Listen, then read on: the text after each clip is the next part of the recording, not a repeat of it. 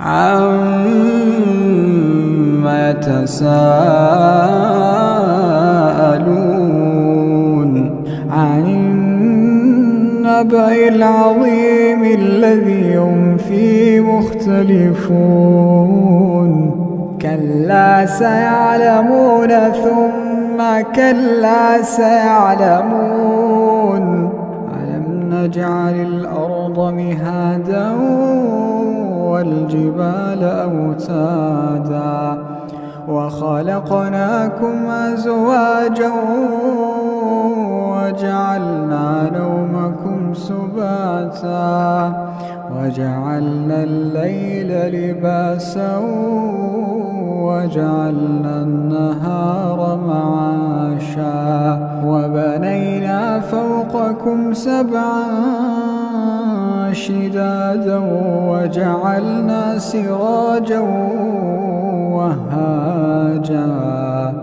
وَأَنزَلْنَا مِنَ الْمُعْصِرَاتِ مَاءً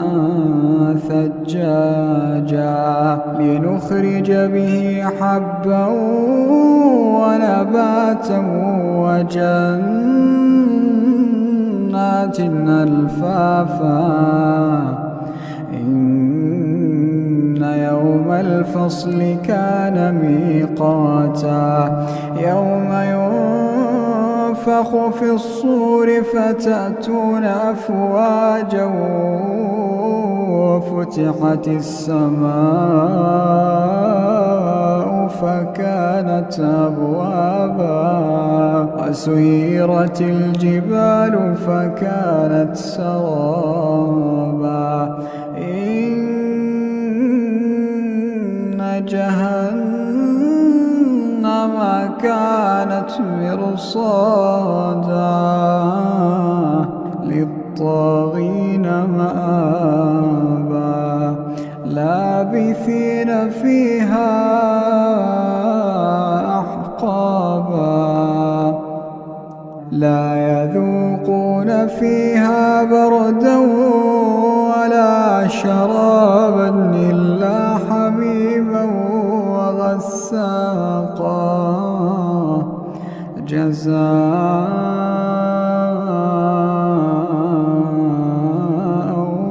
وِفَاقًا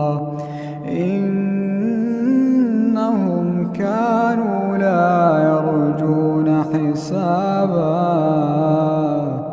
وَكَذَّبُوا بِآيَاتِنَا كِذَّابًا وَكُلَّ شَيْءٍ أَحْصَيْنَاهُ كِتَابًا فَذُوقُوا فَلَن نَّزِيدَكُمْ إِلَّا عَذَابًا إِنَّ لِلْمُتَّقِينَ مَفَازًا حَدَائِقَ وَأَعْنَابًا وَكَوَاعِبَ أَتْرَابًا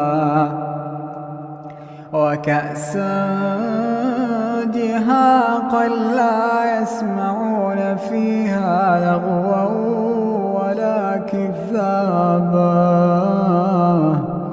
جَزَاءً مِّن رَّبِّكَ عَطَاءً حِسَابًا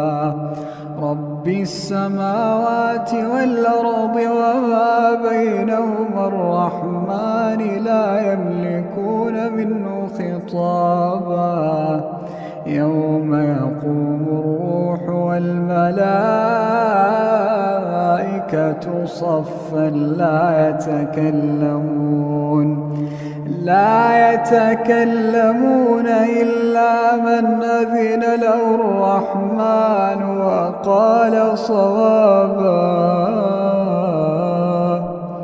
ذلك اليوم الحق فمن شاء اتخذ إلى ربه مآبا إنا